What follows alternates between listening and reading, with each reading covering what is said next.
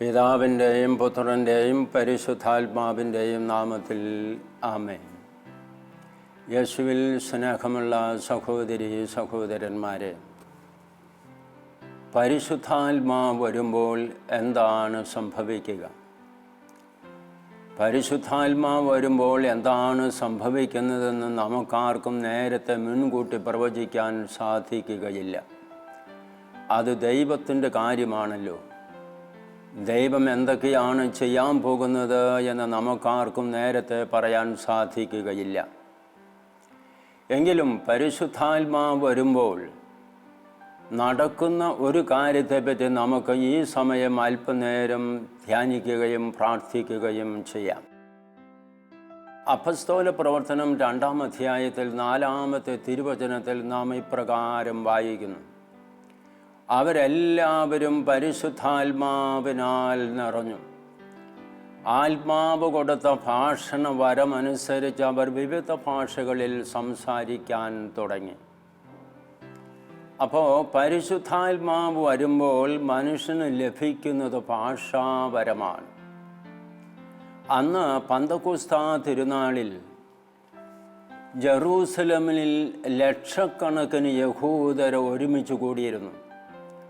ഈ ലോകത്തിൻ്റെ നാനാഭാഗങ്ങളിൽ നിന്നുള്ള യഹൂദർ, വ്യത്യസ്ത ഭാഷ സംസാരിക്കുന്നവർ, വ്യത്യസ്ത സംസ്കാരമുള്ളവർ, വ്യത്യസ്ത മനോഭാവങ്ങളും വീക്ഷണങ്ങളുമുള്ള മനുഷ്യർ, ഒരിക്കലും കണ്ടുമുട്ടിയിട്ടില്ലാത്ത അപരിചിതരായ യഹൂദ അന്ന് ജെറൂസലമിൽ സമ്മേളിച്ചിരുന്നു. ആ അവസരത്തിൽ ദൈവത്തിൻ്റെ പരിശുദ്ധാത്മാവ് വന്നപ്പോൾ അപ്പസ്തോലന്മാർ, പ്രത്യേകിച്ച് പത്രോസ്ലീഹ, എഴുന്നേറ്റ് നിന്ന് കർത്താവായ യേശുവിനെക്കുറിച്ച് പ്രസംഗിക്കാൻ തുടങ്ങി. യേശുവിനെക്കുറിച്ച് പത്രോസ്ലീഹ പ്രസംഗിച്ചു കൊണ്ടിരുന്ന അവസരത്തിൽ അവിടെ കൂടിയിരുന്ന എല്ലാ യഹൂദർക്കും താങ്ങളുടെ ഭാഷയിൽ അപ്പസ്തോലന്മാർ സംസാരിച്ചത് മനസ്സിലാക്കാൻ കഴിഞ്ഞു. നമ്മുടെ നാട്ടിൽ, കേരളത്തിൽ നിന്ന് അന്ന് ഏതെങ്കിലും ഒരു യഹൂദൻ അവിടെ ഉണ്ടായിരുന്നെങ്കിൽ അദ്ദേഹത്തിന് മലയാള ഭാഷയിൽ, അല്ലെങ്കിൽ അന്ന് ഉണ്ടായിരുന്ന കേരളത്തിൽ സംസാരിച്ചിരുന്ന ചെന്തമിഴിൽ കാര്യങ്ങൾ ഗ്രഹിക്കാൻ കഴിഞ്ഞിരുന്നു. നമ്മുടെ ഇടയിൽ ഒരു പാരമ്പര്യമുണ്ട്. ഗുണ്ടഫർ രാജാവ്, കേരളത്തെ ഭരിച്ചിരുന്ന ഗുണ്ടഫർ രാജാവ് ഒരു വലിയ കൊട്ടാരം പണിയാൻ ആഗ്രഹിച്ചു. ആ കൊട്ടാരം പണിയുന്നതിന് വേണ്ടി നല്ല വിദഗ്ധനായ ഒരു ശില്പിയെ കണ്ടെത്താൻ ഈ ഗുണ്ടഫർ രാജാവ് അദ്ദേഹത്തിൻ്റെ വിദേശകാര്യമന്ത്രിയെ ജെറൂസലേമിലേക്ക് അയച്ചു. ആ വിദേശകാര്യമന്ത്രി ഒരു യഹൂദനായിരുന്നു എന്നാണ് പറയുക. ആ മനുഷ്യൻ്റെ പേര് ഹാംബാൻ എന്നാണ്. ഹാംബാൻ എന്നുള്ള പേര് യഹൂദ നാമമാണ്. അന്ന് ഈ ഹാംബാൻ ജെറൂസലമിലുണ്ടായിരുന്നു. പന്തക്കുസ്താ തിരുനാളിൽ പരിശുദ്ധാത്മാവ് വരുമ്പോൾ ഈ ഹാംബാൻ ജെറൂസലമിലുണ്ടായിരുന്നു. ഈ ഹാംബാനാണ് തോമാസ്ലീഹായെ കൂട്ടിക്കൊണ്ട് നമ്മുടെ നാട്ടിൽ വന്നത്. തോമാസ്ലീഹായോടുകൂടി അദ്ദേഹം 20 വർഷത്തോളം നമ്മുടെ നാട്ടിൽ ചുറ്റി സഞ്ചരിച്ച് കർത്താവിൻ്റെ സുവിശേഷം പ്രസംഗിച്ചു എന്നാണ് പാരമ്പര്യം പറയുക. അപ്പോൾ ആ ജെറൂസലേമിലുണ്ടായിരുന്ന ഹാംബാന് അദ്ദേഹത്തിന് കേരളത്തിൻ്റെ ഭാഷ മലയാള ഭാഷയിൽ, അല്ലെങ്കിൽ ചെന്തമിഴിൽ അപ്പസ്തോലൻ പറഞ്ഞത് മനസ്സിലാക്കാൻ കഴിഞ്ഞു. നമ്മൾ അപ്പസ്തോല പ്രവർത്തനങ്ങളിൽ വായിക്കുന്നുണ്ട്. ലൂക്കാ സുവിശേഷകൻ ലോകത്തിൻ്റെ നാനാഭാഗങ്ങളിൽ വന്ന് യഹൂദരെ കുറിച്ച് പറയുന്നുണ്ട്. ഒത്തിരി രാഷ്ട്രങ്ങളിൽ പറയുന്നുണ്ട്. അതിൽ ഏറ്റവും ആദ്യമേ എടുത്തു പറയുന്ന രാജ്യമാണ് പാർത്തിയ. പാർത്തിയ എന്ന് വെച്ചാൽ ഇന്ത്യ ഉൾപ്പെടുന്ന രാജ്യത്തെയാണ് പാർത്തിയ എന്ന് പറയുക. അങ്ങനെയെങ്കിൽ പന്തക്കുസ്താ തിരുനാളിൽ കണിശമായിട്ടും ഇന്ത്യയിൽ നിന്ന് പോയ യഹൂദർ അവിടെ ഉണ്ടായിരുന്നു. അന്ന് യഹൂദർ കൂടുതൽ പാർത്തിരുന്നത് കേരളത്തിലാണ്. അതുകൊണ്ട് കേരളത്തിൽ നിന്ന് പോയ യഹൂദർ അന്ന് ജെറൂസലേമിലുണ്ടായിരുന്നു. പന്തക്കുസ്താ തിരുനാളിൽ അവർ സന്നിഹിതരായിരുന്നു. അവർക്ക് മലയാള ഭാഷയിൽ പത്രോസ്ലീഹ പറഞ്ഞത് മനസ്സിലാക്കാൻ കഴിഞ്ഞു. ഇതുപോലെ ലോകത്തിൻ്റെ നാനാഭാഗങ്ങളിൽ നിന്ന് വ്യത്യസ്ത രാജ്യങ്ങളിൽ നിന്ന് വന്ന യഹൂദർക്ക് അപ്പസ്തോലന്മാർ പറഞ്ഞത് താങ്കളുടെ ഭാഷയിൽ മനസ്സിലാക്കാൻ കഴിഞ്ഞു. ഈ തരുണത്തിൽ നമ്മളൊക്കെ ചിന്തിക്കണം, ദൈവം മനുഷ്യന് നൽകിയ രണ്ട് വലിയ കഴിവുകളാണ് ഭാഷയും സംസാരശക്തിയും. ദൈവം എന്തിനാ മനുഷ്യന് ഭാഷയും സംസാരശക്തിയും നൽകിയത്? ഉള്ളു തുറന്നു കാട്ടാൻ. നമ്മുടെ ഉള്ളിലുള്ള കാര്യങ്ങൾ നമുക്കും ദൈവത്തിനുമല്ലാതെ വേറെ ആർക്കും അറിയാൻ പറ്റുകയില്ല. സാത്താന് പോലും നമ്മുടെ ഉള്ളിലുള്ള കാര്യങ്ങൾ അറിയാൻ പറ്റുകയില്ല. അപ്പോൾ നമ്മുടെ ഉള്ളിലുള്ള കാര്യം മറ്റുള്ളവർ മനസ്സിലാക്കണമെങ്കിൽ നമ്മൾ ഉള്ളു തുറന്ന് കാട്ടണം. നമ്മുടെ ഉള്ളു തുറന്നു കാട്ടാൻ ദൈവം തന്ന കഴിവുകളാണ് ഭാഷയും സംസാരശക്തിയും. അപ്പോൾ ഉള്ളു തുറന്ന് സംസാരിക്കുന്ന അവസരത്തിൽ മനുഷ്യർക്ക് കാര്യങ്ങൾ മനസ്സിലാകും. അപ്പോൾ നമ്മൾ ഓർക്കണം, പത്രോസിലേക്ക് പ്രസംഗിച്ചു കൊണ്ടിരുന്ന അവസരത്തിൽ അദ്ദേഹം പ്രസംഗിച്ചത് എല്ലാവർക്കും മനസ്സിലായെങ്കിൽ അതിൻ്റെ ഫലമായിട്ടുണ്ടായതാണ് പരസ്പര ധാരണ. അതുകൊണ്ട് പന്തക്കുസ്താ തിരുനാളിൽ സംഭവിച്ചതാണ്, കാര്യങ്ങളെല്ലാം മനസ്സിലാക്കി കഴിഞ്ഞപ്പോൾ അവിടെയുണ്ടായിരുന്ന ജനങ്ങൾ തമ്മിൽ പരസ്പര ധാരണയും ഐക്യവും ഒരുമയും യോജിപ്പുമുണ്ടായി. എങ്കിൽ സഹോദരങ്ങളെ, നമ്മളൊക്കെ ഓർക്കണം, പരിശുദ്ധാത്മാ വരുമ്പോൾ സംഭവിക്കുന്നത് ഐക്യം, ഒരുമ, യോജിപ്പാണ്. പരിശുദ്ധാത്മാ വരുമ്പോൾ ഐക്യം, ഒരുമ, യോജിപ്പുണ്ടാകുന്നു. അന്ന് പന്തക്കുസ്താ തിരുനാളിൽ പരിശുദ്ധാത്മാ വന്നപ്പോൾ 3000 പേർക്ക് യേശുവിലുള്ള വിശ്വാസം കിട്ടി. സഭ സ്ഥാപിതമായി. ആ സഭ അങ്ങേയറ്റം ഐക്യം, ഒരുമ, യോജിപ്പുള്ളൊരു സമൂഹമായിരുന്നു. ചരിത്രത്തിൽ ഇതുപോലെ ഐക്യവും യോജിപ്പും ഒരുമയുമുള്ളൊരു സമൂഹം ഉണ്ടായിട്ടില്ല. ഇനി ഉണ്ടാകുമോ എന്ന് പോലും നമുക്ക് പറയാൻ സാധിക്കില്ല. അത്ര വലിയ ഐക്യം, സ്നേഹം, ഒരുമ, യോജിപ്പ് ആദിമസഭയിലുണ്ടായി. പരിശുദ്ധാത്മാ വന്നപ്പോഴാണ് ഈ ഐക്യം, സ്നേഹം, ഒരുമ ഉണ്ടാകുന്നത്. അപ്പോൾ പരിശുദ്ധാത്മാവ് വരുമ്പോൾ വലിയ ഐക്യം, സ്നേഹം, ഒരുമയുണ്ടാകുന്നു. ആദിമ ക്രിസ്ത്യാനികൾ തങ്ങൾക്കുള്ളതെല്ലാം പങ്കുവച്ച് ഒരു ഹൃദയം, ഒരു ആത്മാവും, ഒരു മനസ്സും, ഒരു ശരീരവും എന്ന പോലെ ഏറ്റവും വലിയ ഐക്യത്തോടുകൂടി ജീവിച്ചു. അപ്പോൾ നമ്മൾ ഓർക്കണം, പരിശുദ്ധാത്മാ വരുമ്പോൾ ഉണ്ടാകുന്നത് ഐക്യമാണ്, ഒരുമയാണ്, യോജിപ്പാണ്. എങ്കിൽ പ്രിയപ്പെട്ട സഹോദരങ്ങളെ, നമ്മളെല്ലാവരും സമൂഹ ജീവിതം നയിക്കുന്നവരാ, കുടുംബത്തിൽ സമൂഹമായിട്ട് ജീവിക്കുന്നവരാ. അതോടൊപ്പം തന്നെ സന്യാസ സമൂഹങ്ങൾ, ദൈവജനം, ഇടവക സമൂഹം, അവരെല്ലാവരും അങ്ങേയറ്റം ഐക്യത്തിൽ, ഒരുമയിൽ, സ്നേഹത്തിൽ ജീവിക്കണമെങ്കിൽ ദൈവത്തിൻ്റെ പരിശുദ്ധാത്മാ വരണം. ദൈവത്തിൻ്റെ പരിശുദ്ധാത്മാ വരുമ്പോഴേ സ്നേഹവും ഐക്യവും യോജിപ്പുമുള്ള കുടുംബങ്ങളും സമൂഹങ്ങളും സഭയും ഉണ്ടാവുകയുള്ളൂ. അതുകൊണ്ട് നമ്മൾ ഓർക്കുക, സമൂഹത്തെ, കുടുംബങ്ങളെ, സഭയെ കെട്ടിപ്പടുക്കുന്ന ആർക്കിടെക്റ്റാണ് പരിശുദ്ധാത്മാവ്. അതുകൊണ്ട് കുടുംബജീവിതം നയിക്കുന്ന നമ്മൾ, സമൂഹ ജീവിതം നയിക്കുന്ന നമ്മൾ, ഇടവക ജീവിതം നയിക്കുന്ന നമ്മൾ, സഭ ഐക്യത്തോടുകൂടി ജീവിക്കണമെങ്കിൽ പരിശുദ്ധാത്മാവിനോട് പ്രാർത്ഥിക്കണം. എന്നും നമ്മൾ പരിശുദ്ധാത്മാവിനോട് പ്രാർത്ഥിക്കുക. പരിശുദ്ധാത്മാവിനോട് പ്രാർത്ഥിച്ചാൽ വലിയ ഐക്യം, സ്നേഹം, ഒരുമ, യോജിപ്പുണ്ടാകും. ഇതറിയണമെങ്കിൽ നമ്മൾ ഇന്ന് ഒരു വിശുദ്ധ ഗ്രന്ഥ ഭാഗം വായിച്ച് ധ്യാനിക്കുക. ഉൽപ്പത്തി പുസ്തകം 11-ാം അധ്യായം 1 മുതൽ 9 വരെയുള്ള തിരുവചനം നമ്മൾ ശ്രദ്ധാപൂർവം വായിക്കുക. അവിടെ നമ്മൾ ബാബേൽ ഗോപുരത്തെക്കുറിച്ചാണ് വായിക്കുക. ആ നാട്ടിലെ മനുഷ്യർ ആകാശം മുട്ടി നിൽക്കുന്ന ഒരു ഗോപുരം പണിയാൻ ആഗ്രഹിച്ചു. അഹങ്കാരികളായ മനുഷ്യർ ദൈവത്തെ വെല്ലുവിളിച്ചുകൊണ്ട് ആകാശം മുട്ടി നിൽക്കുന്ന ഒരു ഗോപുരം പണിയാൻ ശ്രമിക്കുക. ആ ജനത്തെക്കുറിച്ച് വിശുദ്ധ ഗ്രന്ഥം പറയുന്നത് നമ്മൾ ശ്രദ്ധിക്കുക. ഉൽപ്പത്തി പുസ്തകം 11-ാം അധ്യായത്തിൽ 1-ാമത്തെ തിരുവചനം വളരെ ശ്രദ്ധേയമാണ്. അവിടെ നാം ഇപ്രകാരം വായിക്കുന്ന, അന്ന് ഭൂമിയിൽ ഒരു ഭാഷയും ഒരു സംസാര രീതിയും മാത്രമേ ഉണ്ടായിരുന്നുള്ളൂ. അത് സൂചിപ്പിക്കുന്നത് ആ ജനങ്ങൾ തമ്മിലുണ്ടായിരുന്ന ഐക്യം, ഒരുമ, യോജിപ്പ് ആണ് അത് സൂചിപ്പിക്കുക. ഭൂമിയിൽ ഒരു ഭാഷയും ഒരു സംസാര രീതിയും മാത്രമേ ഉണ്ടായിരുന്നുള്ളൂ. നമ്മൾ കേരളത്തിൽ മലയാളം സംസാരിക്കുന്നവരാണ്. പക്ഷേ മലയാള ഭാഷയാണ് നമ്മൾ സംസാരിക്കുന്നതെങ്കിലും സംസാര രീതിയിൽ വ്യത്യാസമുണ്ട്. നമുക്കറിയാം, കോട്ടയം ഭാഗത്തുള്ള മനുഷ്യർ സംസാരിക്കുന്നത് പോലെയല്ല തൃശ്ശൂർ ഭാഗത്തുള്ളവർ സംസാരിക്കുക. ഒരല്പം വ്യത്യാസം ഇവിടെ കാണാൻ കഴിയും. ഇനിയും അത് കഴിഞ്ഞ് നമ്മൾ ഈ കൊയിലാണ്ടി വടകര ഭാഗത്തേക്ക് പോയി കഴിഞ്ഞാൽ അവിടെയുള്ള മനുഷ്യർ മലയാളം പറഞ്ഞാൽ നമുക്ക് മൂന്നിലൊന്ന് തിരിയുകയില്ല. ഞാൻ ഏതാനും വർഷങ്ങൾക്ക് മുമ്പ് താമരശ്ശേരി രൂപതയിൽ പുതുപ്പാടി എന്ന് പറയുന്ന നമ്മുടെ ഒരു ധ്യാന കേന്ദ്രത്തിൽ ഞാൻ ശുശ്രൂഷ ചെയ്യുകയാണ്. ആ അവസരത്തിൽ എല്ലാ ചൊവ്വാഴ്ചയും ഒരു 3500ഓളം ആൾക്കാർ അവിടെ വചനശ്രവണത്തിനും പ്രാർത്ഥനയ്ക്കും രോഗശാന്തി ശുശ്രൂഷയ്ക്കുമായി വന്നിരുന്നു. ആ അവസരത്തിൽ ഈ കൊയിലാണ്ടി വടകര ഭാഗത്തു നിന്നുള്ള ഒത്തിരി ഹൈന്ദവ സഹോദരങ്ങൾ ഈ പ്രാർത്ഥനയിൽ പങ്കെടുക്കാൻ വന്നിരുന്നു. അവരെൻ്റെ അടുക്കൽ വന്നിട്ട് കൗൺസിലിങ്ങിന് വന്നു. കൗൺസിലിങ്ങിൻ്റെ അവസരത്തിൽ അവരെന്നോട് സംസാരിച്ച അവസരത്തിൽ അവർ പറഞ്ഞത് എനിക്ക് മൂന്നിലൊന്ന് മനസ്സിലായില്ല. ഒരു സഹോദരൻ്റെയും സഹോദരിയുടെയും കൗൺസിലിംഗ് നടത്തി കൊടുക്കാൻ എനിക്ക് പറ്റിയില്ല. കാരണം മനസ്സിലായില്ല. മലയാളമാണ് പറയുന്നതെങ്കിൽ എനിക്ക് മനസ്സിലായില്ല. ഞാൻ അവരുടെ തലയിൽ കൈവച്ച് അനുഗ്രഹിച്ചു പറഞ്ഞു വിടുക മാത്രമേ ചെയ്തുള്ളൂ. സംസാര രീതി വ്യത്യാസമാണ്.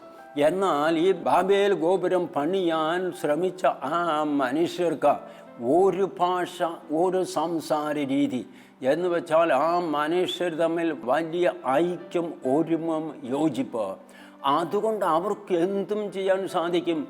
ഐകമത്യം മഹാബലം നമ്മൾ കേട്ടിട്ടുണ്ടല്ലോ. ഐക്യമുള്ളവർക്ക് എന്തും ചെയ്യാൻ കഴിയും. ആ വിശുദ്ധ ഗ്രന്ഥ ഭാഗത്തിൽ ഏറ്റവും ശ്രദ്ധേയമായ വചനം 6ഉം 7ഉം തിരുവചനങ്ങളാണ്. 6ഉം 7ഉം തിരുവചനങ്ങൾ നമ്മൾ മനസ്സിരുത്തി വായിക്കുക. അവിടെ കർത്താവ് പറയുന്നത് അവരെന്നൊരു ജനമാണ്, അവർക്കൊരു ഭാഷയും, അവർ ചെയ്യാൻ പോകുന്നതിൻ്റെ ആരംഭം മാത്രമേ ആയിട്ടുള്ളൂ. അവർക്ക് ഒന്നും അസാധ്യമായിട്ടുണ്ടാവുകയില്ല. ഐക്യമുള്ള ജനത്തിന് എന്തും ചെയ്യാൻ കഴിയും. അതുകൊണ്ട് ദൈവം പറയുകയാണ്, നമുക്ക് ഇറങ്ങിച്ചെന്ന അവരുടെ ഭാഷ പരസ്പരം ഗ്രഹിക്കാൻ കഴിയാത്ത വിധം ഭിന്നിപ്പിക്കാം. പരസ്പരം ഗ്രഹിക്കാൻ കഴിയാത്ത വിധം ഭിന്നിപ്പിക്കാം. അതുകൊണ്ട് അന്ന് നല്ലവനായ ദൈവം ഈ അങ്ങേയറ്റം ഐക്യവും സ്നേഹവും യോജിപ്പും ഉണ്ടായിരുന്ന അഹങ്കാരികൾ ആ ജനത്തിൻ്റെ ഇടയിലേക്ക് വന്നിട്ട് അവരെ ഭിന്നിപ്പിച്ചു, വ്യത്യസ്ത ഭാഷ കൊടുത്തു. അതുകൊണ്ട് ഇതാ ഒരു മനുഷ്യൻ പറയുമ്പോൾ മറ്റു മനുഷ്യന് കാര്യം മനസ്സിലാകുന്നില്ല. കമ്പി എടുക്കാൻ പറയുമ്പോൾ ചിലർ വെള്ളം കൊണ്ടുവരും, വെള്ളം എടുക്കാൻ പറയുമ്പോൾ മണൽ കൊണ്ടുവരും, മണലെടുക്കാൻ പറയുന്ന അവസരത്തിൽ സിമെൻ്റ് എടുത്ത് കൊണ്ടുവരും. അപ്പോൾ ആർക്കും ഒന്നും പറയാൻ മനസ്സിലാക്കാൻ സാധിക്കാതെ വന്ന അവസരത്തിൽ ഗോപുരം പണിയാൻ പറ്റിയില്ല. ഐക്യത്തിൽ കഴിഞ്ഞവരെ അഹങ്കാരികളെ ദൈവം ചിതറിച്ചു. എന്നാൽ നമ്മളോർക്ക് പന്തക്കുസ്താ തിരുനാളിലേക്ക് വരിക. പന്തക്കുസ്താ തിരുനാളിൽ ലോകത്തിൻ്റെ നാനാഭാഗങ്ങൾ വന്ന് യഹൂദര്, വ്യത്യസ്ത ഭാഷ സംസാരിക്കുന്നവർ, ഒരിക്കലും കണ്ടുമുട്ടിയിട്ടില്ലാത്തവർ, വ്യത്യസ്ത സംസ്കാരമുള്ള മനുഷ്യരെല്ലാം കൂടി ഒന്നിച്ച് ചേർന്നപ്പോൾ ദൈവം പറഞ്ഞു, നമുക്ക് ഇറങ്ങിച്ചെന്ന് അവരെ ഒരുമിപ്പിക്കാം, നമുക്ക് ഇറങ്ങിച്ചെന്ന് അവരെ ഒരുമിപ്പിക്കാം. അങ്ങനെ പന്തക്കുസ്താ തിരുനാളിൽ പരിശുദ്ധാത്മാവ് ഇവരുടെ എല്ലാവരുടെയും ഹൃദയത്തിലേക്ക് ഇറങ്ങി വന്ന് അവരെ ഒന്നിപ്പിച്ച അവസരത്തിൽ അങ്ങേയറ്റം ഐക്യം, ഒരുമ, സ്നേഹം, യോജിപ്പുണ്ടായി. അതുകൊണ്ട് നമ്മളൊക്കെ ഓർക്കണം, നമ്മുടെയൊക്കെ കുടുംബത്തിൽ ഐക്യം, സ്നേഹമുണ്ടാകണമെങ്കിൽ, നമ്മുടെയൊക്കെ സന്യാസ സമൂഹങ്ങളിൽ ഐക്യവും സ്നേഹവും ഉണ്ടാകണമെങ്കിൽ, നമ്മുടെ ഇടവകയിൽ ഐക്യവും സ്നേഹവും ഒരുമയും സഹകരണവും ഉണ്ടാകണമെങ്കിൽ നമ്മളിലേക്ക് ദൈവത്തിൻ്റെ പരിശുദ്ധാത്മാവ് എഴുന്നള്ളി വരണം. ഒരു പന്തക്കുസ്താ നമ്മുടെ വീട്ടിൽ സംഭവിക്കണം, ഇടവകയിൽ, സമൂഹത്തിലൊക്കെ സംഭവിക്കണം. നമ്മളവർക്ക് അപ്പസ്തോല പ്രവർത്തനങ്ങളിൽ നമ്മളൊക്കെ ചിന്തിക്കുന്നത് ഒരു പന്തക്കുസ്തയുടെ വിവരണമാണുള്ളത് എന്നാൽ നമ്മൾ ഓർക്കണം, അപ്പസ്തോല പ്രവർത്തനങ്ങളിൽ 6 പന്തക്കുസ്തകളുടെ വിവരണമുണ്ട്. എന്ന് വച്ചാൽ പന്തക്കുസ്ത ആവർത്തിക്കപ്പെടാവുന്ന കാര്യമാണ്. ഒരു ദിവസം തന്നെ പല പ്രാവശ്യം പന്തക്കുസ്ത നടക്കാം. എങ്കിൽ നമ്മളൊക്കെ സമൂഹ ജീവിതം നയിക്കുന്നവർ, കുടുംബജീവിതം നയിക്കുന്നവർ എന്നും ഒരു പന്തക്കുസ്തയ്ക്ക് വേണ്ടി പരിശുദ്ധാത്മാവിനെ കൊണ്ട് നിറയാൻ വേണ്ടി നമ്മൾ പ്രാർത്ഥിക്കണം. എങ്കിലേ നമുക്കൊക്കെ സ്നേഹ സമൂഹമായി, കുടുംബമായി ജീവിക്കാനായിട്ട് സാധിക്കുള്ളൂ. അതുകൊണ്ട് പരിശുദ്ധാത്മാവിനെ കൊണ്ട് നിറയുമ്പോഴാണ് സ്നേഹ സമൂഹമുണ്ടാവുക. നമ്മൾ അപ്പസ്തോല പ്രവർത്തനത്തിൽ 6 പന്തക്കൊസ്തുകളുണ്ടെന്ന് ഞാൻ പറഞ്ഞല്ലോ. നമുക്ക് മറ്റൊരു പന്തക്കൊസ്തയെ പറ്റി ചിന്തിക്കാം. അതായത് അപ്പസ്തോല പ്രവർത്തനം 10-ാം അധ്യായത്തിൽ നമ്മൾ വായിക്കുന്നുണ്ട്. കൊർന്നേലിയൂസ് എന്ന് പറഞ്ഞ വിജാതീയനായ മനുഷ്യൻ അതിരാവിലെ എഴുന്നേറ്റിരുന്ന് പ്രാർത്ഥിക്കുമ്പോൾ ഒരു മാലാഖ പ്രത്യക്ഷപ്പെട്ട് അദ്ദേഹത്തോട് പറഞ്ഞു, യോപ്പയിലേക്ക് ആളയച്ച പത്രോസിന് വിളിച്ചുകൊണ്ട് വരിക, എന്നിട്ട് അദ്ദേഹത്തിന് പറയാനുള്ളത് കേൾക്കുക. പത്രോസ് കൊർന്നേലിയൂസിൻ്റെ വീട്ടിൽ വന്നു. ആ അവസരത്തിൽ കൊർന്നേലിയൂസും കുടുംബാംഗങ്ങളും ഒരുപക്ഷെ അദ്ദേഹത്തിൻ്റെ അയൽക്കാരും എല്ലാവരും പത്രോസിൻ്റെ മുമ്പിൽ വന്നിരിക്കുക. പത്രോസിൻ്റെ മുമ്പിൽ വന്നിരുന്ന അവസരത്തിൽ പത്രോസ് എഴുന്നേറ്റ് നിന്ന് കർത്താവായ യേശുവിനെ കുറിച്ച് പ്രസംഗിക്കാൻ തുടങ്ങി. യേശുവിനെ കുറിച്ച് പ്രസംഗിച്ചുകൊണ്ടിരുന്നപ്പോൾ കേട്ടുകൊണ്ടിരുന്ന എല്ലാവരുടെ മേലും പരിശുദ്ധാത്മാവ് വന്നു. അപ്പസ്തോല പ്രവർത്തനം 10-ാം അധ്യായം 44-ാമത്തെ തിരുവചനം. കേട്ടുകൊണ്ടിരുന്ന എല്ലാവരുടെ മേലും പരിശുദ്ധാത്മാവ് വന്നു. എല്ലാവരും ഭാഷാപരത്തിൽ സ്തുതിക്കാൻ തുടങ്ങി. അവിടെ അത്ഭുതങ്ങളും അടയാളങ്ങളും. ആദ്യത്തെ പന്തക്കൊസ്ത പോലുള്ളൊരു പന്തക്കൊസ്ത. ആ അഭിഷേകം കഴിഞ്ഞപ്പോൾ, പന്തക്കൊസ്ത അനുഭവം ഉണ്ടായപ്പോൾ പരിശുദ്ധാത്മാവ് പത്രോസിനോട് പറഞ്ഞു, ഈ വിജാതീയരായിട്ടുള്ള മനുഷ്യർക്ക് മാമോദിസ കൊടുത്ത് അവരെ സഭയിലേക്ക് ചേർക്കുക. മനുഷ്യർ തമ്മിൽ ചേരിതിരിവ് പാടില്ല. യഹൂദനെന്നും വിജാതീയനെന്ന ചേരിതിരിവ് പാടില്ല. മനുഷ്യർ തമ്മിൽ ഒരു കാര്യത്തിൻ്റെയും കാരണത്തിൻ്റെയും പേരിൽ ചേരിതിരിവ് പാടില്ല. ഭാഷയുടെ, മതത്തിൻ്റെയോ, സംസ്കാരത്തിൻ്റെയോ, റീത്തിൻ്റെയോ, പാർട്ടിയുടെ പേരിൽ ഒരു തിരിച്ചു വ്യത്യാസം ഉണ്ടാകാൻ പാടില്ല. അവൻ ഹിന്ദുവാ, മുസ്ലിമാ, ക്രിസ്ത്യാനിയാ, യഹൂദനാ, അല്ലെങ്കിൽ RSS, BJP എന്നുള്ള മനോഭാവത്തിൽ നമ്മൾ ഒരു മനുഷ്യനും അവഗണിക്കാൻ പാടില്ല. നമ്മൾ ചിന്തിക്കാം, പരിശുദ്ധാത്മാവിനാൽ നയിക്കപ്പെടുന്ന മനുഷ്യൻ്റെ പ്രത്യേകത എന്താ? പരിശുദ്ധാത്മാവിനാൽ നയിക്കപ്പെടുന്ന മനുഷ്യൻ്റെ പ്രത്യേകത സമഭാവനയാണ്. എല്ലാവരും തുല്യമായി നോക്കിക്കാണാൻ കഴിയുക, ചേരിതിരിവില്ലാതിരിക്കുക, വഴക്കും വിദ്വേഷവും ഇല്ലാതിരിക്കുക, ചേരിതിരിവും അനൈക്യവും ഇല്ലാതെ സമഭാവനയോട് സ്നേഹത്തോടുകൂടി നോക്കാൻ കഴിയണം. നമ്മൾ വിശുദ്ധ ഗ്രന്ഥത്തിൽ അപ്പസ്തോല പ്രവർത്തനം 15-ാം അധ്യായത്തിൽ 9-ാമത്തെ തിരുവചനത്തിൽ വായിക്കുന്നുണ്ട്, പരിശുദ്ധാത്മാവ് ആരോടും തിരിച്ചു വ്യത്യാസം കാണിക്കുന്നില്ല. അവൻ ഹിന്ദുവാ, മുസ്ലിമാ, ക്രിസ്ത്യാനിയാ, RSS, BJP എന്ന് പറഞ്ഞതുകൊണ്ടാണ് തമ്പുരാൻ ആരോടും തിരിച്ചു വ്യത്യാസം കാണിക്കുന്നില്ല. എല്ലാവരും തമ്പുരാനോട് പ്രാർത്ഥിച്ച ദൈവം കൃപ കൊടുക്കും, അനുഗ്രഹം കൊടുക്കും. അതുകൊണ്ട് നമ്മൾ ഓർക്കണം, നമ്മളൊക്കെ പരിശുദ്ധാത്മാവിനാൽ നയിക്കപ്പെടുന്ന മനുഷ്യരാണെങ്കിൽ എല്ലാവരെയും ഉൾക്കൊള്ളാൻ കഴിയണം. സമഭാവന, എല്ലാവരെയും ദൈവത്തിൻ്റെ മകനായി, മകളായി, എൻ്റെ സഹോദരനായി, സഹോദരിയായി നോക്കിക്കാണാൻ കഴിയണം. വിഭാഗീയ ചിന്ത ശരിയല്ല. അതുപോലെ സ്വജന പക്ഷപാതവും അല്ലെങ്കിൽ ചിലരോടുള്ള പ്രത്യേക താല്പര്യമൊന്നും പരിശുദ്ധാത്മാവ് ഇഷ്ടപ്പെടുന്നില്ല. അപ്പോൾ എല്ലാവരോടും സമഭാവനയോടുകൂടി വീക്ഷിക്കാൻ കഴിയും. നമുക്കറിയാം, പരിശുദ്ധാത്മാവിനെ സൂചിപ്പിക്കാൻ ഉപയോഗിക്കുന്ന പ്രതീകങ്ങൾ നമ്മളൊന്ന് ധ്യാന വിഷയമാക്കുക. ഈ പ്രതീകങ്ങളെല്ലാം എല്ലാറ്റിനെയും ഉൾക്കൊള്ളുന്ന പ്രതീകങ്ങളാണ്. ഉദാഹരണം പറഞ്ഞു കഴിഞ്ഞാൽ വായു പരിശുദ്ധാത്മാവിൻ്റെ ഒരു പ്രതീകമാണല്ലോ. കാറ്റ്, വായു. നമ്മളവർക്ക് ഈ ലോകത്തിൽ എല്ലായിടത്തും വായുണ്ട്. ദൈവം എല്ലാവർക്കും വായു നൽകുന്നു. പരിശുദ്ധാത്മാവ് വായു നൽകാത്ത മനുഷ്യൻ ആരെങ്കിലും ഉണ്ട്? എല്ലാവരും ഉൾക്കൊള്ളുന്നു. അതുപോലെ നമ്മൾക്ക് തീയ, പ്രകാശം, സൂര്യൻ പ്രകാശിക്കുന്നു, അത് എല്ലാവർക്കും പ്രകാശം നൽകുന്നു. പരിശുദ്ധാത്മാവ് തിരിച്ചു വ്യത്യാസം കാണിക്കുന്നില്ല. അതുപോലെ മഴ പെയ്യുമ്പോൾ ഒരു പ്രദേശത്ത് എല്ലാവരും നനയ്ക്കുന്നു.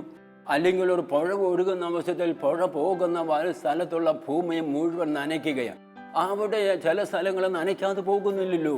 അപ്പോൾ നമ്മൾ ഓർക്കണം, ഈ പരിശുദ്ധാത്മാവിനെ സൂചിപ്പിക്കുന്ന പ്രതീകങ്ങൾ എല്ലാറ്റിനെയും ഉൾക്കൊള്ളുന്ന പ്രതീകങ്ങളാണ്. അങ്ങനെയെങ്കിൽ നമ്മളൊക്കെ ഓർക്കണം, സമഭാവന, തിരിച്ചു വ്യത്യാസം ഉണ്ടാകാൻ പാടില്ല. മനുഷ്യരുടെ ഇടയിൽ തിരിച്ചു വ്യത്യാസം, ചേരിതിരിവ്, അനൈക്യം ഉണ്ടാകാൻ പാടില്ല. ഐക്യത്തിൽ ജീവിക്കണമെന്നാണ് ദൈവം ആഗ്രഹിക്കുക.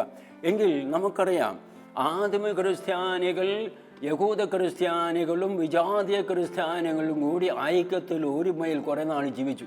കുറേ നാൾ കഴിഞ്ഞപ്പോൾ പിന്നെയും അവരുടെ ഇടയിൽ വഴക്കായി, ചേരിതിരിവായി, ഭിന്നിപ്പായി, ബഹളമായി. ആ അവസരത്തിൽ അവരെല്ലാവരും കൂടെ ഒരുമിച്ച സഭയിലെ നേതാക്കന്മാരെല്ലാവരും കൂടെ ജെറൂസലമിൽ സമ്മേളിച്ചു. ജെറൂസലം സൂനകദോസ്, ആ 1-ാമത്തെ സൂനകദോസ് നടന്ന് പ്രശ്നം പരിഹരിക്കാൻ ആ അവസരത്തിൽ ജെറൂസലം സൂനകദോസിൻ്റെ അവസരത്തിൽ സഭാ നേതാക്കന്മാരെല്ലാം അവിടെ ഒരുമിച്ച് കൂടി ആ സമ്മേളന സ്ഥലത്ത് വന്നപ്പോൾ ഓരോരുത്തരും ഇങ്ങനെ സ്വരമുയർത്തി വീറോടുകൂടി വാദിക്കാനും വാദപ്രതിവാദം നടത്താനും തുടങ്ങി, ബഹളം കൂട്ടാൻ തുടങ്ങി. ആ അവസരത്തിൽ ദൈവത്തിൻ്റെ പരിശുദ്ധാത്മാവ് അവരുടെ മേൽ വന്നു. ഉടനെ ബഹളം അവസാനിച്ചു. പരിശുദ്ധാത്മാവ് വന്നപ്പോൾ ബഹളം കൂട്ടലൊക്കെ നിന്നു. അവിടെ ഭയങ്കര ഐക്യം, ഒരുമ, സ്നേഹം, യോജിപ്പുണ്ടായി. അപ്പസ്തോല പ്രവർത്തനം 15-ാം അധ്യായം 28-ാമത്തെ തിരുവചനം നമ്മൾ വായിക്കാം. അവിടെ നമ്മൾ കാണുന്നതാ, അവിടെ നാം വായിക്കുന്നു, പരിശുദ്ധാത്മാവിനും ഞങ്ങൾക്കും തോന്നി അങ്ങേയറ്റം ഐക്യം, സ്നേഹം, യോജിപ്പൊരുമ. എങ്കിൽ സഹോദരങ്ങളെ, പരിശുദ്ധാത്മാവ് വരുന്നിടത്തെ ഐക്യവും ഒരുമയും സ്നേഹവും യോജിപ്പും ഉണ്ടാവുകയുള്ളൂ. അതുകൊണ്ട് കുടുംബജീവിതവും സമൂഹ ജീവിതവും ഇടവക ജീവിതവും നയിക്കുന്ന നമ്മൾ പരിശുദ്ധാത്മാവിനെ കൊണ്ട് നിറയണം. ഇനി നമ്മളൊരു കാര്യം ചെയ്യുക, നമ്മളൊരു പാത്രത്തിൽ ഇടങ്ങഴി അരിപ്പൊടി അല്ലെങ്കിൽ ഗോതമ്പ് പൊടി എടുക്കുക. എന്നിട്ട് നമ്മൾ ഒരു കൈ ആ പാത്രത്തിൽ ഇട്ടിട്ട് ആ ഗോതമ്പ് പൊടി അല്ലെങ്കിൽ അരിപ്പൊടി ഒന്നിച്ചിങ്ങ് പൊക്കിയെടുക്കുക. നമ്മൾ ആ ഗോതമ്പ് പൊടി അരിപ്പൊടി ഒന്നിച്ച് പൊക്കിയെടുത്താൽ ആ പൊടി മുഴുവൻ പൊങ്ങിപ്പോരുമോ? ആ പൊടി മുഴുവൻ പൊങ്ങിപ്പോരുകയില്ല. നമ്മുടെ കയ്യിൽ എന്തുമാത്രം പൊടി കൊള്ളുമോ അത്രയും പൊടി അങ്ങ് പൊങ്ങിപ്പോരുകയുള്ളൂ. സിംഹഭാഗം പൊടിയും ആ പാത്രത്തിൽ തന്നെ കിടക്കും. പിന്നെ നമ്മൾ അത് പൊക്കിയെടുത്താൽ പിന്നെയും നമ്മുടെ കയ്യിൽ നിന്ന് പൊടി ഇറ്റിറ്റായി താഴോട്ട് വീണുകൊണ്ടിരിക്കും. നമ്മൾ ചിന്തിക്കുക, എന്തുകൊണ്ടാണ് ഈ പൊടി ഒന്നിച്ച് പൊങ്ങിപ്പോരാത്തത്? പൊങ്ങിപ്പോരാത്തതിൻ്റെ കാരണം ഇതാ, ഈ അരിപ്പൊടി കോടിക്കണക്കിന് തരികളായ പാത്രത്തിൽ ഇരിക്കുന്നത് മാത്രമേ ഉള്ളൂ. ഒരു തരിക്ക് മറ്റൊരു തരിയോട് ഒരു ബന്ധവുമില്ല. ഒറ്റപ്പെട്ട ദീപമായിട്ട് അങ്ങനെ ഇരിക്കുക, ഒരു ബന്ധവുമില്ല. അതുകൊണ്ടാണ് നമ്മൾ പിടിച്ചു പൊക്കിയാൽ പൊങ്ങിപ്പോരാത്തത്. എങ്കിൽ ഈ അരിപ്പൊടിയിലേക്ക് അല്ലെങ്കിൽ ഗോതമ്പ് പൊടിയിലേക്ക് നമ്മൾ ആവശ്യത്തിന് വെള്ളമൊഴിക്കുക. ആവശ്യത്തിന് വെള്ളമൊഴിച്ച് നനച്ച് കുഴച്ചിട്ടൊന്ന് പരത്തുക. പരത്തി കഴിഞ്ഞാൽ നമുക്കതിനൊരു അപ്പമായിട്ട് എടുത്ത് കാണിക്കാം. ഒരു ചപ്പാത്തി, പൊറോട്ട, വട്ടയപ്പമായിട്ട് നമുക്ക് ഉയർത്തി കാണിക്കാൻ കഴിയും. ഒരപ്പമായി തീർന്നു. വെള്ളമൊഴിച്ച് നനച്ച് കുതിർന്നപ്പോൾ അത് ഒന്നായി തീർന്നു.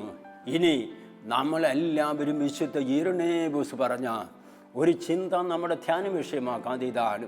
ഇരണേബൂസ് പറഞ്ഞത് ഇതാണ്, ഗോതമ്പ് പൊടി ആവശ്യത്തിന് വെള്ളമൊഴിച്ച് നനച്ച് കുഴയ്ക്കുമ്പോൾ ഒരു അപ്പമായി തീരുന്നത് പോലെ യേശുവിൽ പലരായിരിക്കുന്ന നാം മാനത്തു നിന്ന് പെയ്തിറങ്ങുന്ന ജീവജലമാകുന്ന പരിശുദ്ധാത്മാവിനെ കൊണ്ട് നനഞ്ഞു കുതിരുമ്പോൾ യേശുവിൽ ഒരു ശരീരമായി തീരുന്നു. ഗോതമ്പ് പൊടി ആവശ്യത്തിന് വെള്ളമൊഴിച്ച് നനച്ച് കുഴയ്ക്കുമ്പോൾ ഒരു അപ്പമായി തീരുന്നത് പോലെ മാനത്തുനിന്ന് പെയ്തിറങ്ങുന്ന ജീവജലമാകുന്ന പരിശുദ്ധാത്മാവിനെ കൊണ്ട് നനഞ്ഞു കുതിരുമ്പോൾ നാം യേശുവിൽ ഒരു ശരീരമായി തീരുന്നു. അങ്ങനെയെങ്കിൽ നമ്മൾ സ്നേഹമുള്ള ഒരു കുടുംബമായി തീരണമെങ്കിൽ, ഒരു സമൂഹമായി തീരണമെങ്കിൽ, ഒരു ഇടവകയായി തീരണമെങ്കിൽ, ഒരു രൂപതയായി തീരണമെങ്കിൽ നമ്മളൊക്കെ ഓർക്കണം, പരിശുദ്ധാത്മാവാകുന്ന ജീവജലം കൊണ്ട് നനഞ്ഞു കുതിരണം. അതുകൊണ്ട് നമ്മളൊക്കെ എന്താ ചെയ്യണ്ടേ? പരിശുദ്ധാത്മാവാകുന്ന ആ അരുവിയിൽ മുങ്ങിക്കിടക്കുക. വെളിപാടിൻ്റെ പുസ്തകം 22-ാം അധ്യായത്തിൽ നാം ഒരു അരുവിയെക്കുറിച്ച് വായിക്കുന്നുണ്ട്. അതുപോലെ എസെക്കിയേൽ പ്രവാചകൻ്റെ പുസ്തകം 47-ാം അധ്യായത്തിലും ഒരു അരുവിയെക്കുറിച്ച് വായിക്കുന്നുണ്ട്. ആ അരുവി ഇതാണ് പരിശുദ്ധാത്മാവ. പരിശുദ്ധാത്മാവാകുന്ന അരുവിയിൽ മുങ്ങിക്കിടക്കുക. അങ്ങനെയെങ്കിൽ നമുക്കൊക്കെ മറ്റുള്ളവരുടെ സ്നേഹത്തിൽ, ഐക്യത്തിലായിരിക്കാൻ കഴിയും. അതുകൊണ്ട് സഹോദരങ്ങളെ, ഞാൻ പറഞ്ഞു വരുന്നതിൻ്റെ രത്നച്ചുരുക്കം ഇതാണ്. പരിശുദ്ധാത്മാവ് വരുമ്പോൾ ആണ് ഐക്യം, സ്നേഹം, യോജിപ്പുണ്ടാകുക. എങ്കിൽ നമ്മൾ ചിന്തിക്കുക, നമ്മുടെയൊക്കെ വീട്ടിൽ ഐക്യമുണ്ട്. നമ്മുടെ വീട്, ഇടവക, സമൂഹം പരിശുദ്ധാത്മാവിനാൽ നയിക്കപ്പെടുന്നതാണോ? നയിക്കപ്പെടുന്ന സമൂഹമാണ്. ഇത് അറിയാനുള്ള ടെസ്റ്റ് ഇതാണ്. നമ്മുടെ കുടുംബത്തിൽ, ഇടവകയിൽ, സമൂഹങ്ങളിൽ ഐക്യവും സ്നേഹവും യോജിപ്പുണ്ടോ? ഉണ്ടെങ്കിൽ നമ്മുടെ ഇടവകയും കുടുംബവും സമൂഹങ്ങളൊക്കെ പരിശുദ്ധാത്മാവിനാൽ നയിക്കപ്പെടുന്നതാണ്. ഇനി നമ്മൾ ഓർക്കണം, പരിശുദ്ധാത്മാവ് വരുമ്പോൾ ഐക്യമുണ്ടാകും. ഐക്യമുള്ളിടത്ത്, സ്നേഹമുള്ളിടത്ത് പരിശുദ്ധാത്മാവ് വരും. ഒരു തിരുവചനം കൂടി നമ്മൾ വായിക്കുക. പ്രഭാഷകന്റെ പുസ്തകം 25-ാം അധ്യായത്തിൽ 1-ാമത്തെ തിരുവചനം, എൻ്റെ ഹൃദയം 3 കാര്യങ്ങളിൽ ആനന്ദം കൊള്ളുന്നത് ദൈവത്തിൻ്റെയും മനുഷ്യരുടെയും ദൃഷ്ടിയിൽ മനോഹരമാണ്. സഹോദരന്മാർ തമ്മിലുള്ള യോജിപ്പ്, അയൽക്കാർ തമ്മിലുള്ള സൗഹൃദം, ഭാര്യാഭർത്താക്കന്മാർക്ക് പരസ്പരമുള്ള ലയം. ഒരു വീട്ടിലെ സഹോദരന്മാർ തമ്മിൽ അങ്ങേറ്റ ഐക്യം, സ്നേഹം, യോജിപ്പുണ്ടെങ്കിൽ ആ ആലയം പരിശുദ്ധാത്മാവിൻ്റെ ആലയമാണ്. ഒരു നാട്ടിലെ ഹിന്ദുക്കളും മുസ്ലിങ്ങളും ക്രിസ്ത്യാനികളും എല്ലാവരും അങ്ങേയറ്റം ഐക്യത്തിൽ സ്നേഹത്തിൽ ജീവിക്കുന്നെങ്കിൽ ആ നാട് ദൈവത്തിൻ്റെ നാടാണ്. അതുപോലെ നമ്മളവർക്ക് ഒരു വീട്ടിലെ ഭാര്യയും ഭർത്താവും തമ്മിൽ അങ്ങേയറ്റം സ്നേഹത്തിൽ ഐക്യത്തിൽ കഴിയുമ്പോൾ ദൈവം ആ ദമ്പതികളെ നോക്കി കുടുകുടച്ചിരിക്കും. അതുകൊണ്ട് നമ്മൾ ഓർക്കണം, നമ്മുടെ എല്ലാ കുടുംബങ്ങളിലും ദമ്പതിമാർ ദൈവത്തിൻ്റെ ആനന്ദമായി മാറണം. ഭാര്യയും ഭർത്താവും അങ്ങേയറ്റം സ്നേഹത്തിൽ ലയിച്ച് സ്നേഹത്തിൽ ഒന്നായി തീരുമ്പോൾ സ്വർഗത്തിലിരിക്കുന്ന ദൈവം പൊട്ടിച്ചിരിക്കുന്നു, സന്തോഷിക്കുന്നു. അതുപോലെ നമ്മുടെ കുടുംബങ്ങളെ കാണുമ്പോൾ, ഐക്യമുള്ള കുടുംബങ്ങളെ കാണുമ്പോൾ ദൈവത്തിന് സന്തോഷം, ആനന്ദമുണ്ടാകണം. അതുകൊണ്ട് നമ്മൾ ഓർക്കണം, പരിശുദ്ധാത്മാവിനെ കൊണ്ട് നിറയുന്നിടത്താണ് ഐക്യം, സ്നേഹവും യോജിപ്പുള്ളത്. എന്നാൽ നമ്മൾ ചിന്തിക്കുക, സ്നേഹവും യോജിപ്പും അവിടെ ഇല്ലെങ്കിൽ പരിശുദ്ധാത്മാ അവിടെ ഇല്ല. നമ്മുടെ വീട്ടിൽ ഐക്യവും സ്നേഹവും യോജിപ്പില്ലെങ്കിൽ പരിശുദ്ധാത്മാവ് അവിടെ ഇല്ലെന്ന് മാത്രമല്ല, നാമൊക്കെ പരിശുദ്ധാത്മാവിനെ കരയിപ്പിക്കുന്ന വ്യക്തികളായി മാറും, കണ്ണുനീര് കുടിപ്പിക്കുന്ന വ്യക്തികൾ. അവർ തിരുവചനം വായിക്കുക. എഫേസ്യർക്ക് എഴുതിയ ലേഖനം 4:30 തിരുവചനം, രക്ഷയുടെ ദിനത്തിന് നിങ്ങളെ മുദ്രകുത്തിയ ദൈവത്തിൻ്റെ പരിശുദ്ധാത്മാവിനെ വേദനിപ്പിക്കരുത്. നമുക്ക് പരിശുദ്ധാത്മാവിനെ വേദനിപ്പിക്കാൻ, കണ്ണുനീര് കുടിപ്പിക്കാൻ കഴിയും എപ്പോഴാണ്? നമ്മുടെ ഇടയിൽ കുത്തിത്തിരിപ്പ്, ചേരിതിരിവ്, അനൈക്യം, വഴക്കുണ്ടായാൽ പരിശുദ്ധാത്മ പൊട്ടിക്കരയും. നമ്മുടെ വീട്ടിൽ കോലാഹലമാണെന്ന് വിചാരിക്കുക. വൈകുന്നേരം ആയിക്കഴിഞ്ഞാൽ കുടിയൻ്റെ ഭവനം പോലെ നമ്മുടെ ഭവനമെങ്കിൽ, കോലാഹലം, ഒച്ചപ്പാട്, ബഹളം, കരച്ചിലാണ് നമ്മുടെ കുടുംബത്തിലെങ്കിൽ, നമ്മളോർക്കണം പരിശുദ്ധാത്മാവ് അവിടെയല്ല. പരിശുദ്ധാത്മ ഇറങ്ങിപ്പോവും, കരഞ്ഞുകൊണ്ട് ഇറങ്ങിപ്പോവും. ദൈവത്തിൻ്റെ പരിശുദ്ധാത്മാവിനെ വേദനിപ്പിക്കരുത്. ദൈവത്തിൻ്റെ പരിശുദ്ധാത്മാവിനെ വേദനിപ്പിക്കുക. അതുകൊണ്ട് അനൈക്യമുള്ളിടത്താണ് പരിശുദ്ധാത്മാവിനെ നമ്മൾ കരയിപ്പിക്കുക. അപ്പോൾ കോലാഹലമുള്ളിടത്ത് ദൈവത്തിൻ്റെ പരിശുദ്ധാത്മാവില്ല. ഒരു തിരുവചനം കൂടി, കൊറിന്തോസ്കാർക്ക് എഴുതി 1 ലേഖനം 14:33 തിരുവചനം, നമ്മുടെ ദൈവം കോലാഹലത്തിൻ്റെ ദൈവമല്ല, സമാധാനത്തിൻ്റെ ദൈവമാണ്. ഐക്യം സ്നേഹമുള്ളിടത്ത് പരിശുദ്ധാത്മാവുണ്ട്.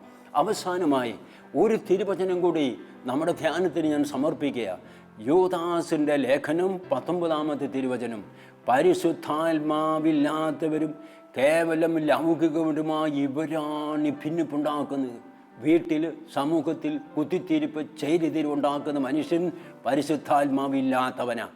പരിശുദ്ധാത്മാവ് നയിക്കപ്പെടാത്ത വ്യക്തി. അങ്ങനെയെങ്കിൽ നമ്മളൊക്കെ ചിന്തിക്കുക, ആത്മാവിനെ നയിക്കപ്പെടുന്നവരോ നമ്മൾ ഐക്യത്തിൻ്റെ വക്താക്കളാണ് നമ്മളെന്ന് ഓരോരുത്തരും ചിന്തിക്കുക. അവസാനമായി സെൻ്റ് അഗസ്റ്റിൻ ഒരു പെന്തക്കോസ്താ തിരുനാളിൽ തൻ്റെ കത്തീഡ്രൽ പള്ളിയിൽ വന്ന ദൈവജനത്തോട് പറഞ്ഞ ഒരു ചിന്ത പങ്കുവെച്ചുകൊണ്ട് ഞാൻ ഈ ചിന്ത അവസാനിപ്പിക്കുകയാണ്. അദ്ദേഹം പറഞ്ഞ ആ ചിന്ത ഞാൻ ഇംഗ്ലീഷിൽ പറഞ്ഞാൽ ഇതാ: if you want to receive the Holy Spirit, keep charity, love charity and desire charity. നിങ്ങൾ പരിശുദ്ധാത്മാവിനെ സ്വീകരിക്കാൻ ആഗ്രഹിക്കുന്നെങ്കിൽ സ്നേഹം കാത്തു സൂക്ഷിക്കുക, സ്നേഹത്തെ വിലമതിക്കുക, സ്നേഹത്തിനായി ദാഹിക്കുക. നമുക്കൊരു നിമിഷം കർത്താവിനോട് പ്രാർത്ഥിക്കാം.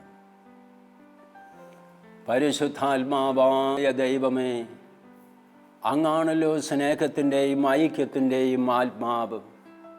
പരിശുദ്ധ ത്രിത്വത്തിലെ പരമപിതാവിനെയും കർത്താവായി സ്വയം സ്നേഹത്തിൽ ഒന്നിപ്പിച്ച് നിർത്തുന്നത് അവിടെ നിന്നാകുന്നു.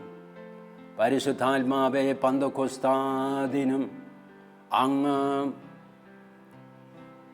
ജെറൂസലേമിൽ സമ്മേളിച്ചിരുന്ന ദൈവജനത്തിലേക്ക് വന്ന് അവരെ എല്ലാവരെയും ഒരു സ്നേഹ സമൂഹമാക്കി മാറ്റി. പരിശുദ്ധാത്മാവെ, ഞങ്ങളുടെ കുടുംബങ്ങളിലേക്ക് അവിടുന്ന് എഴുന്നള്ളി വരണമേ. ഞങ്ങളുടെ ഇടവക സമൂഹത്തെയും സഭയെയും സ്നേഹത്തിൽ അവിടുന്ന് കാത്തു പരിപാലിക്കണമേ എന്ന് പ്രാർത്ഥിക്കുന്നു, ഇപ്പോഴും എപ്പോഴും എന്നേക്കും. ആമേൻ.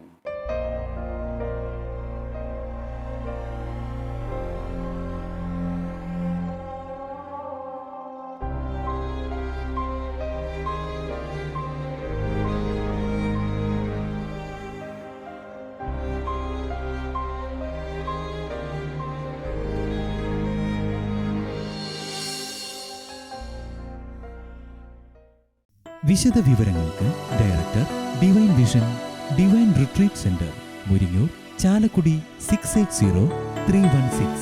Kerala, South India. Telephone 0091 480 270 8098, 0091 480 270 2613.